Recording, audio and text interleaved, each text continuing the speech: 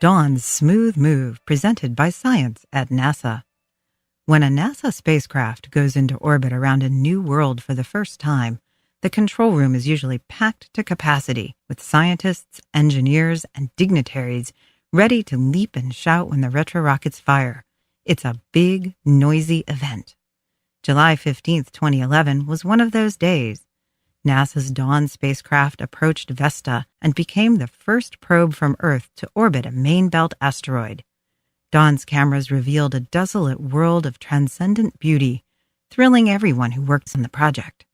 Needless to say, the control room was silent? Actually, it was empty, says Dawn Chief Engineer Mark Raymond of NASA's Jet Propulsion Laboratory.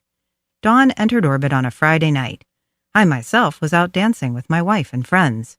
What gives? Raymond, an avid folk dancer, explains.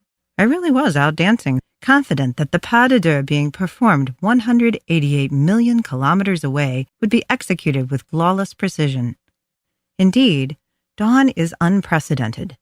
While most spacecraft blast off Earth atop a firestorm of conventional rocket exhaust, then coast to their destinations with engines turned off to conserve fuel, Dawn was able to continue thrusting throughout its voyage.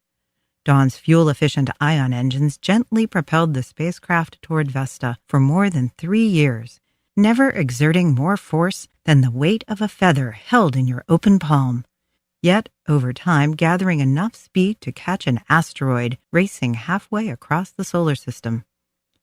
With the ion engines firing almost constantly, mission controllers were able to actively steer the probe, gradually reshaping Dawn's orbit around the Sun until it matched the orbit of Vesta itself.